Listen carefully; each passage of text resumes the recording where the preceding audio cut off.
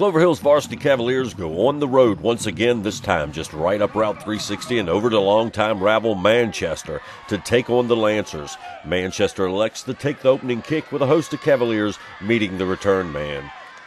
The Lancers' Tyler Henderson moved his offense down the field, hitting Antonio Brown, with Cavaliers' Michael Haynes making the hit and Hunter Hoke forcing Brown out of bounds.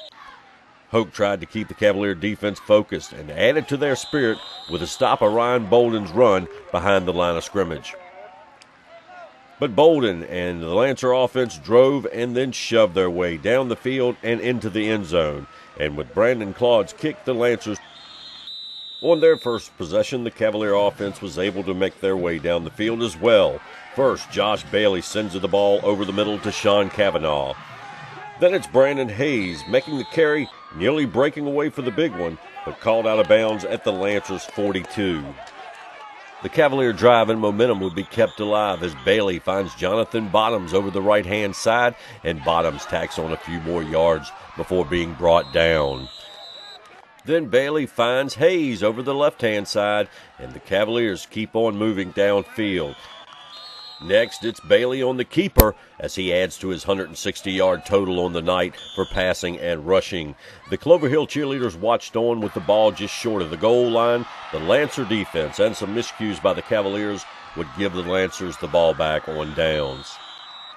Again, the Lancers would go with the run, and again they would look to Ryan Bolden, who would not disappoint as he broke free of the Cavalier defenders for a big chunk of his 160 yards of rushing on the night. He would finally be brought down by Michael Haynes.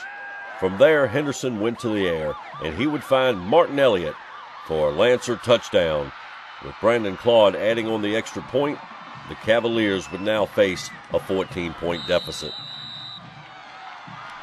The Clover Hill offense came right back with Brandon Hayes throwing it back to Josh Bailey. Bailey getting a few blocks and continuing up the field, and then it's Bailey on the keeper once again, and off the good block from Spence Brennan would carry the ball to the 50-yard line. From there, A.J. Clanton sprints across the hash marks to receive Bailey's pass, and the Cavs are inside of Lancer territory. Then Sean Cavanaugh gets a little illegal contact, and the pass interference penalty put the Cavaliers and the ball inside the Lancer 10. The Lancers would hold firm, though, against the Clover Hill line, and on a fourth down attempt, Bailey, under pressure, tries to put the ball in on the ground and was marked just 1 inch short, ending the Cavaliers' drive. The Lancers' rushing game again was able to stun the Cavs, with Leonard Smith making the carry all the way to the Cavalier 15-yard line, finally brought down by the speed of Chris Smith.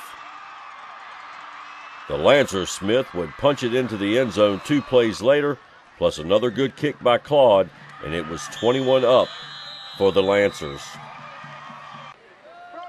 The Cavaliers made a short drive on their next possession, but eventually would punt back to Manchester, and the Cavalier defense was able to contain the final drive of the half on the play of Darius Hayes, Hunter Hoke, Zach Burkholder, and others as they would stop the Lancer advance around midfield.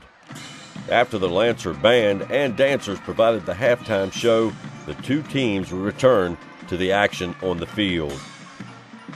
Unable to move the Lancer defense on their first drive, Burkholder punted away, but Ryan Bolden lost the ball and the Cavaliers recovered, bringing life back to the Clover Hill sidelines.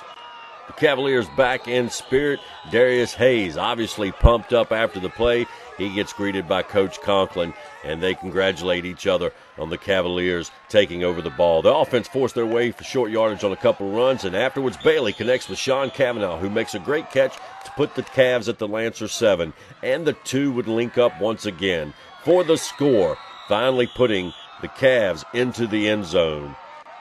Cavanaugh getting congratulated by Chris Smith. Just afterwards, Brandon Hayes would bring home the 2-point conversion, and the Cavaliers now had 8 points on the board. The Lancers' offense came back, and although Josh Orcutt, Troy Brown, Michael Haynes, and Josh Jones were making the Lancer offense pay for each and every yard they moved downfield and making some big plays on defense, Tyler Henderson would keep his Manchester drive moving, and Ryan Bolden added to his rushing yardage along with his touchdown total. Bolden took the run up the middle to finish off the drive for the Lancers. The Lancers would tack on the extra point conversion and now held a 20-point lead over the Cavaliers as they worked midway through the third quarter. A.J. Clanton got things rolling on the next drive, taking the kick return to set up the Cavalier offense. But instead, on the next play, Bailey's pass gets picked off by Antonio Brown, which brought the third quarter to a close. And as the fourth quarter of the game opened up, the Lancers drive it in once again to tack on another 7 points, their final score of the night. Hunter Hope would step in as quarterback for the final drives of the Cavaliers, and he would find targets with Chris Smith and Jonathan Bottoms making good receptions. Then both teams' defenses stepped it up and held up for the remainder of the game. The Cavaliers head towards their homecoming without one in the win bracket. The Cavaliers fall prey to the Lancers. Lancers 35, Cavaliers 8.